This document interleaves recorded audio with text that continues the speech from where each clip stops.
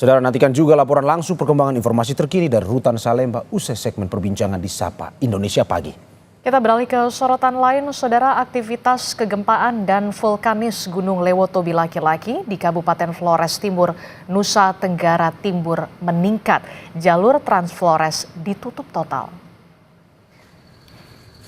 Erupsi dan dentuman terdengar dari Gunung Lewotobi laki-laki berdurasi lebih dari 2 jam, membuat sejumlah relawan panik dan keluar dari posko. Tidak hanya itu, saudara, tim dari PVMBG yang bertugas memantau gunung terpaksa mengungsi mandiri ke Desa Konga, menyusul adanya peningkatan aktivitas gunung yang sangat signifikan sejak pukul 19 waktu Indonesia bagian tengah semalam. Polisi menutup jalur Trans Flores yang menghubungkan Kabupaten Sika dan Kabupaten Flores Timur demi menghindari ancaman erupsi. Sejumlah kendaraan diminta untuk berputar balik. Panik semua karena getarannya sampai radius 11 km. Yang kita berdiri ini sekarang radius 11 km. Seperti gitu. Ini erupsinya kira-kira sudah berapa jam? Erupsinya kalau malam hari ini dari jam 8 sampai jam 10 ya, 10. Disertai lava pijar juga ya? Ya, disertai dengan lava pijar dari Gunung Lewotobi laki-laki. Sementara itu, saudara, bantuan kemanusiaan untuk korban erupsi Lewotobi terus berdatangan. Di antaranya berupa makanan cepat saji dan alas tidur. Beberapa bantuan ini diangkut menggunakan kapal laut dari Surabaya menuju Kabupaten Sika, kemudian dibawa menggunakan jalur darat menuju Kabupaten Flores Timur. Bantuan disebar di 3 titik posko pengungsian, yakni di Desa Bokang, Desa Lewolaga, dan juga Desa Konga. Selasa malam kemarin dari Amerika Serikat, Presiden Prabowo Subianto menggelar rapat melalui video conference dengan BNPB dan menteri terkait penanganan pasca erupsi Gunung Lewotobi.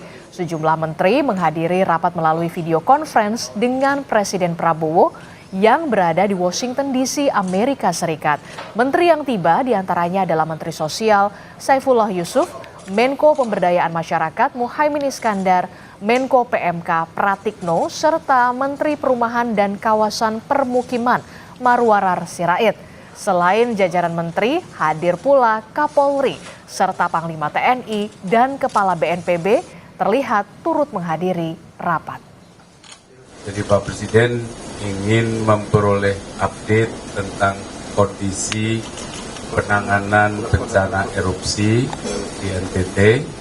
Dan kami sudah melaporkan detail bagaimana tentang penanganan terhadap tanggap darurat kondisi saat ini.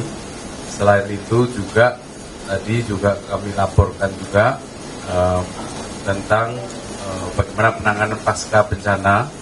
Jadi walaupun bencana belum selesai, tetapi rehabilitasi, rekonstruksi sudah disiapkan, termasuk bangunan perumahan, pemukiman juga sudah disiapkan. Terkait aktivitas Gunung Lewotobi laki-laki, kita bergabung dengan jurnalis Kompas TV, Citos Natun. Selamat pagi, Citos.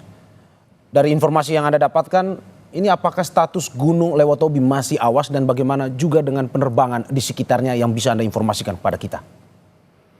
Selamat pagi Mario dan juga saudara, memang benar status Gunung Lewotobi laki-laki masih berada pada level awas atau level 4 dan sejak tadi malam memang aktivitas kegempaan dan vulkanis Gunung Lewotobi laki-laki ini sangat tinggi dan beberapa warga dan juga para relawan bahkan pegawai PVMBG sendiri pun harus keluar dan juga mengungsikan diri secara mandiri karena memang di jarak mereka itu cukup terkena atau terpapar abu vulkanik dan juga dentuman-dentuman yang terjadi serta lontaran lava pijar. Mario, dan juga untuk jalur penerbangan sendiri memang kami pantau bahwa sampai saat ini abu vulkanik ini mengarah ke arah barat dan otomatis penerbangan yang berada di Kabupaten Sika, Kabupaten NB, Kabupaten Ngada dan juga 3 kabupaten yang berada di Manggarai ini sangat terganggu. Bahkan sampai ke Labuan Bajo kemarin kami memantau bahwa penerbangan di sana dibatalkan sehingga para warga atau para turis harus menggunakan jalur laut untuk dapat keluar dari Labuan Bajo.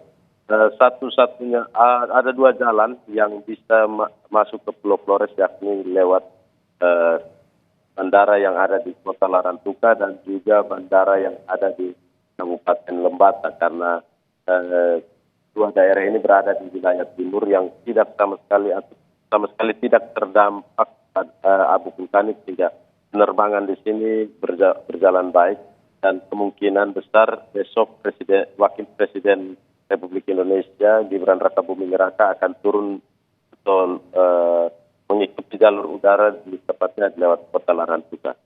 Mario. Ya, dari informasi Anda, hingga saat ini bagaimana kondisi pengungsi dan apakah jalur Transflores masih ditutup? Untuk para pengungsi sendiri, Mario dan juga saudara, kami memantau bahwa sudah terdapat 13.000 lebih pengungsi yang mengungsi di 6 posko pengungsian yang sudah disiapkan oleh pemerintah Kabupaten Flores Timur.